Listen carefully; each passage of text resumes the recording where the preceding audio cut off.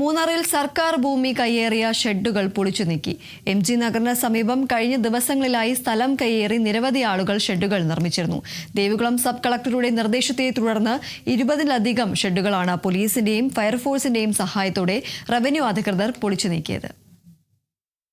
2024 പെയ്ത കനത്ത മഴയെ തുടർന്ന് ലക്ഷം നഗറിന് സമീപത്ത് മണ്ണിടിച്ചിലുണ്ടാവുകയും ഒരാൾ മരണപ്പെടുകയും ചെയ്ത സാഹചര്യത്തിൽ ഇവിടെയുള്ള 7ഓളം കുടുംബങ്ങളെ മാറ്റിപ്പാർപ്പിച്ചിരുന്നു.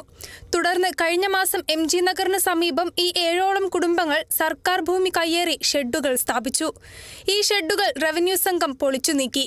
ഷെഡുകൾ പൊളിച്ചതിൽ പ്രതിഷേധിച്ച് വീടും സ്ഥലവും ആവശ്യപ്പെട്ട് ദേവികുളം സ്പെഷ്യൽ റവന്യൂ ഓഫീസിന് മുന്നിൽ 7 കുടുംബങ്ങൾ അന്ന് രാപ്പകൽ സമരം നടത്തി.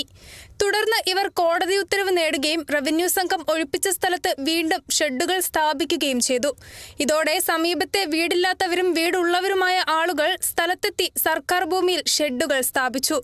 തുടർന്നാണ് ദേവികുളം സബ് കളക്ടറുടെ നിർദ്ദേശപ്രകാരം പോലീസ് ഫയർഫോഴ്സ് സംഘത്തിന്റെ സഹായത്തോടെ സ്പെഷ്യൽ തഹസിൽദാർ ഗായത്രിയുടെ നേതൃത്വത്തിൽ സർക്കാർ ഭൂമിയിൽ സ്ഥാപിച്ചിരുന്ന 20-ലധികം ഷെഡുകൾ പൊളിച്ചു നീക്കിയത്.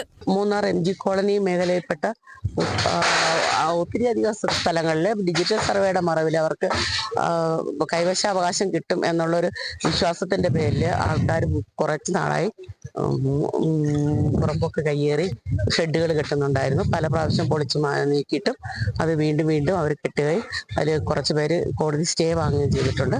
അപ്പോൾ ബാക്കിയുള്ള കെട്ടിടങ്ങൾ എത്രയും പെട്ടെന്ന് പൊളിച്ചു മാറ്റേണ്ടതുണ്ട്. കാരണം ഇതിൽ കുറച്ചധികം സ്ഥലം ഗവൺമെന്റ് കോളേജിന് വേണ്ടി നേരത്തെ ഏറ്റെടുത്തിട്ടുള്ള സ്ഥലമാണ്. അപ്പോൾ സബ് കളക്ടർ ദേവികുളത്തിന്റെ നിർദ്ദേശപ്രകാരം ഇന്നതെല്ലാം പൊളിച്ചു മാറ്റുകയാണ്.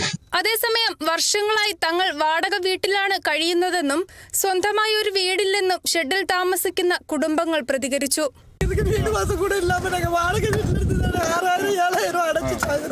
பாத்ரூம் கடைக்கு கஷ்டப்பட்டு நாங்கள் செய்கிறோம். இந்த செட்டை வந்து இப்படி செஞ்சுட்டாங்க. எவ்வளவோ பைசா முடக்கினாங்க.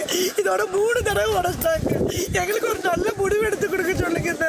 കോടതി വിധി നേടിയ 7ഓളം കുടുംബങ്ങൾ ഒഴികെ ബാക്കി എല്ലാ ഷെഡുകളും റവന്യൂ സംഘം പൊളിച്ചു നീക്കി. സർക്കാർ ഭൂമി കയ്യേറി വിൽപ്പന നടത്തുന്നവർക്കെതിരെയും സർക്കാർ ഭൂമി കയ്യേറുന്നവർക്കെതിരെയും കർശന നടപടി സ്വീകരിക്കുമെന്നും റവന്യൂ സംഘം വ്യക്തമാക്കി. Kerala vision news, Idukki.